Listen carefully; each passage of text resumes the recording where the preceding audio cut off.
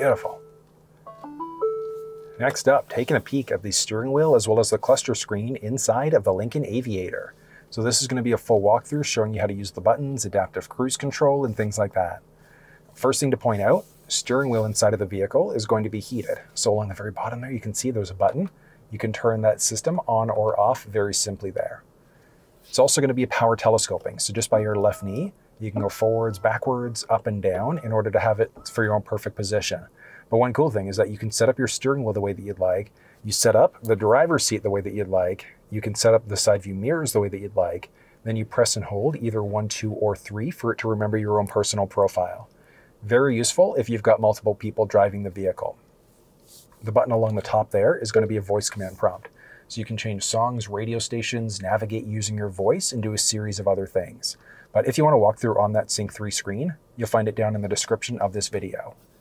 Now, series of buttons along the side there, and this is going to be to change between different presets. So as you go left, right, it's going to change between different presets there. If we go into FM for a second, I want you to watch this. So if you do a press and hold instead, it's going to act as a button to be able to seek. So you can either seek this way if you want to, or you go left and right in order to change between all of your available presets, which is kind of nice. You can increase or decrease volume this way.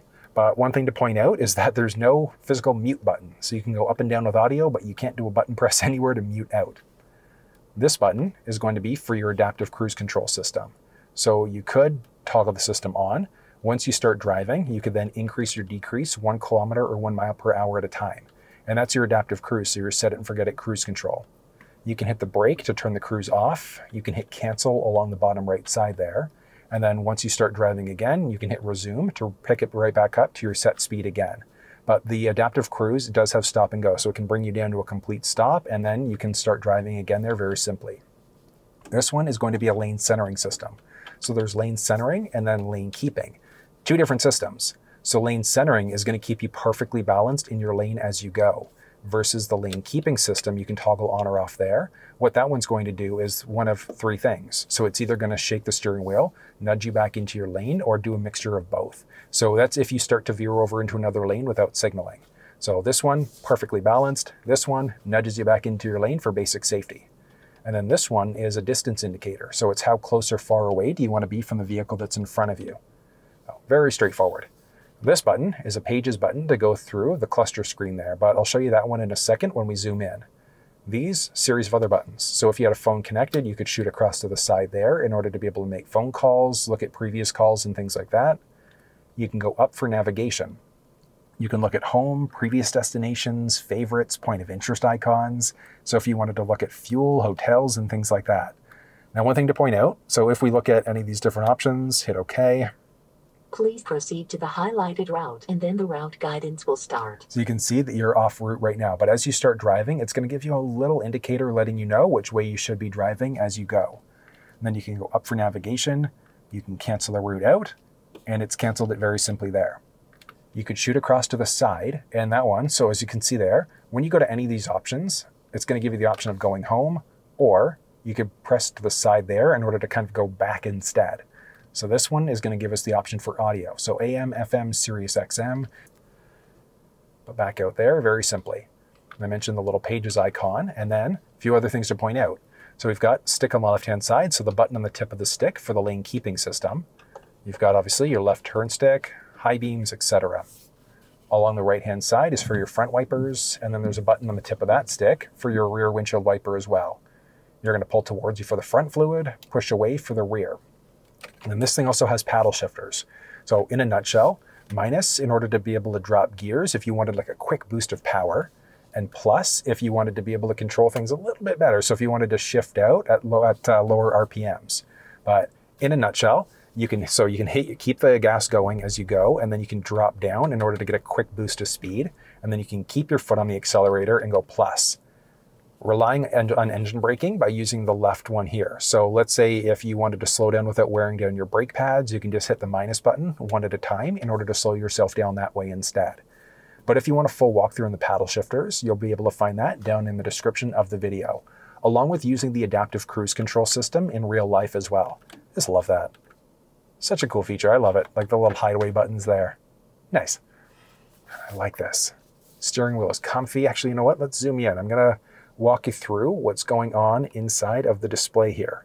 Now, I'm going to be going through and using the buttons along the side. So this Pages button lets you go through all of these different sub-pages. So you can see a series of different options along the bottom of the screen there. But before I point that out, that's the auto start stop. So that's the one that's potentially going to kill power to the engine if you're stopped for an extended period of time. You could turn it off if you want to. You've got the engine temperature, your current mileage, obviously your RPM gauge, so your tachometer, the current drive mode that you're, or I should say the current gear that you're in. And then you've also got what's going on with your fuel level, distance to empty, speedometer, the current direction that you're facing, and then if audio is available. So if audio is currently playing, that would show up along the very top there. So very straightforward. And you push the Pages button there to go between either the calming screen, or as you go through, you've got trip counters, fuel economy, and then tire pressure, but you can adjust those out as well. So let's say on the trip counter, if you wanted to reset your trip counter, all you're gonna do is push and hold the button there. Takes a second and boom. We're fully reset for the trip 1K. Yeah, 9.9 liters, 99.9 per 100. That is outrageous. Once you start driving, that's gonna drastically drop though. And then you can push the settings icon along the very bottom there in order to jump into some advanced settings. So you've got the head-up display menu, and a few others. So the head-up display is kind of neat, but before I jump up, I want to show you the menu. So you can adjust the brightness. I always recommend you want to make sure that the brightness is set to max. So max brightness, very, very useful. You've also got the option for vertical position, so you could change out vertical versus image rotation. And then what do you want showing in the head-up display? So your cruise control settings, yes, no, lane keeping system, etc.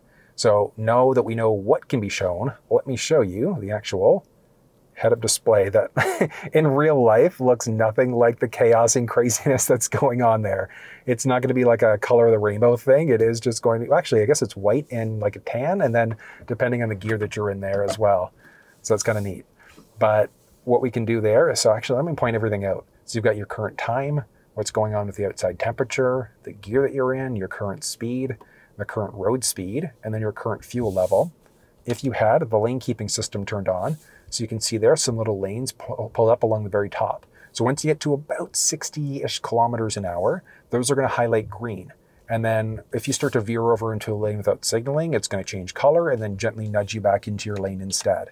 It's very straightforward. And then when you've got the adaptive cruise system turned on, you can see there's a distance indicator. So it's how close or far are you away from the vehicle that's in front of you. So you've got 4 individual settings there.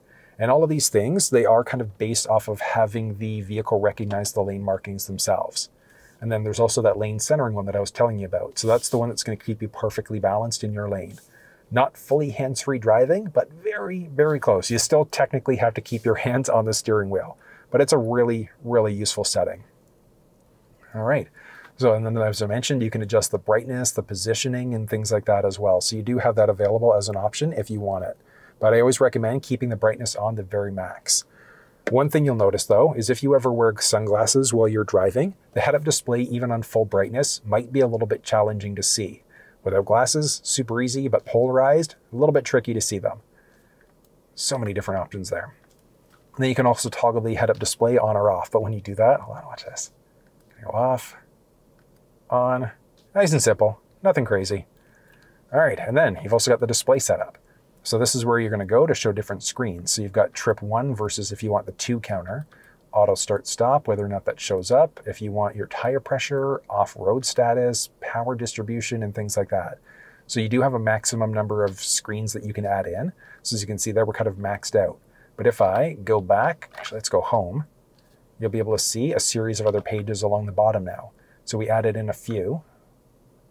You can see there, tire pressure, and then there we go, the off-road status. So you can see your pitch and roll status. So as you go to rotate the wheel, if the vehicle pitch and roll, so pitch is going to be, so pitch and roll, essentially if your body is going one way versus tilting up and down instead. So useful if you're going to be taking this thing off-road.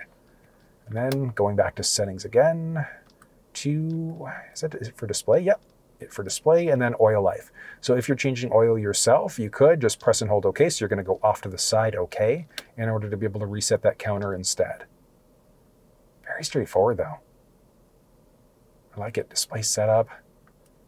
This is a cool, kind of a neat one. So you can show the speed in either miles or kilometers. You can hide the tachometer as well. So if you wanted to just have a simple setup there instead, you'd have that flexibility. Honestly, I like having the tachometer if you're going to be using the paddle shifters, but if not, having this screen, I think might be it's a little cleaner. I don't know, what do you think? But it's simple to be able to add it back in if you really wanted to. You just go down, display setup, and then just add tachometer back to the menu. Back home again for that split view. So it's a matter of preference. There's not quite as much flexibility for what you can adjust out there, but that's everything you need to know about the steering wheel as well as the cluster screen inside of the Lincoln Aviator.